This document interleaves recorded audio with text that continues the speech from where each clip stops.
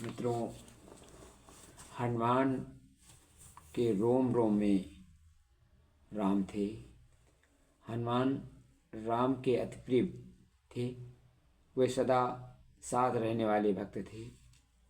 राम पंचायतन में कुटुंब की दृष्टि से तो चारों भाई तथा सीता मिलकर 5 थे, पर स्थापनाओं में हनुमान को भी रखा गया। राम पंचायतन होते हुए भी उसके सदस्य की संख्या 5 से बढ़कर 6 हो जाती है, जबकि हनुमान रघुवंशी नहीं थे। हनुमान जी की भक्त की यह परम उपलब्धि है। राम अवतार निकटतम होना ही नहीं, बल्कि उनका सोच संचालन बन जाना इसी उपलब्धि का परिचय है। राम लक्ष्मण उनके दोनों कंधों पर छोटे बालकों की तरह दिखाई पड़ते हैं।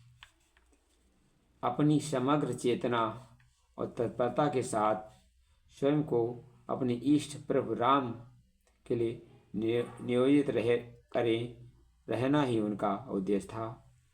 उनके हृदय में कोई निजी इच्छा और महत्वाकांक्षा नहीं थी। एकात्मक स्थिति में निजी लिप्सा लालसाएं विसर्जित करनी पड़ती थीं।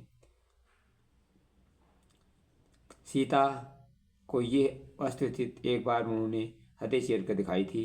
राम ने अयोध्या लौटने पर गुरु वशिष्ठ के सामने अपने समस्त सफलताओं का श्रेय हनुमान को देते हुए उन्हें भरत के समान प्राण प्रिय बताया था। तुम मम प्रिय भरत ही सम भाई।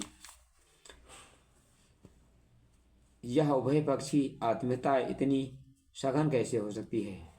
इसमें भावुकता का आधार जैसा कोई कारण नहीं था। मूल में उस साधना का चमत्कार था जो इष्ट देव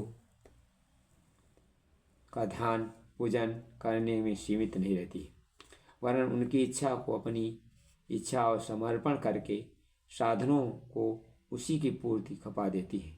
राम पंचायतन में अन्य सदस्य वस्त्रभूषण पहने सम्मानित स्थान पर बैठे दशकोचर होते हैं, परंतु पवन पुत्र के शरीर पर मात्र लंगोटी मात्र है।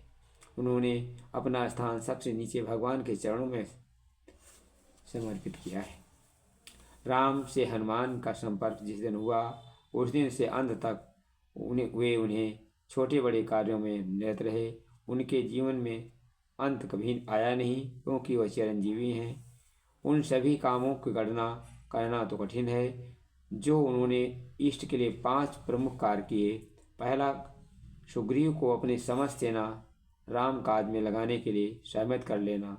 दूसरा, सीता की खोज के बिना वापस न लौटने का संकल्प लेना और निभाना। तीसरा, समुद्र लांघने और लंका दहन का दुस्साहस अकेले ही करना। चौथा, लक्ष्मण को जीवित करने के लिए सुषेण वैद्य को चुरा कर लाना और पर्वत समेत संजीवनी बूटी प्रस्तुत करना। पांचवा, राम राज्य की स्थापना और अश्वमेध सरीखे प्रयोजनों का अंत तक लगे रहना।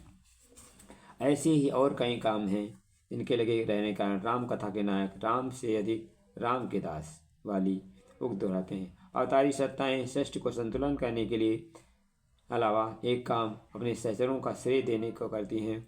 सबरी, केवट, भरत, लक्ष्मण, उर्मिला, विभीषण, ऋष्ट, वानर, गीत, गिलहरी जैसे सहयोगियों का अनुदान की चर्चा करते समय जन जन में श्रद्धा भाव उमड़ती है, आंखों में सुधार बहने लगती है। राम कथा में इन प्रसंगों को हटा दिया है तो सामान्य हलचल रह जाती है।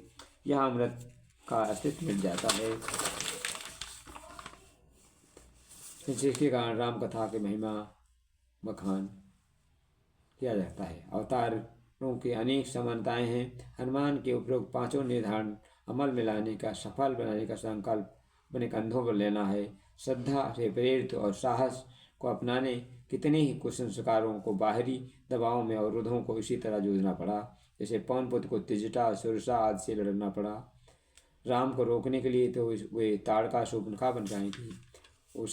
वो जब उत्कृष्टता हमार रोके बिना दुष्ट शक्तियाँ जरा भी नहीं रुकती हैं, तो राम भक्तों के मार्ग में कैसे बच सकते हैं?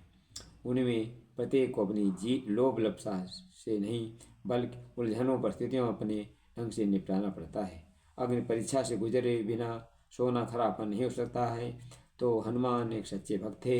उनके जीवन का लक्ष्य प्रभु राम के चरणों में सर्वस्व समर्पण करना, वे स्वयं समर्पित करके राम भक्त कहला सके। मित्रों, हम अगर भगवान को सब कुछ समर्पण कर देंगे तो भगवान प्रसन्न होते हैं। इस राम हनुमान जी से प्रेरणा मिलती है और ये कहते कर सकते हैं, ना हो साथ कोई अकेले बढ़ो तुम, सफलता तुम्हारे चरण चूम लेगी। धन्यवाद।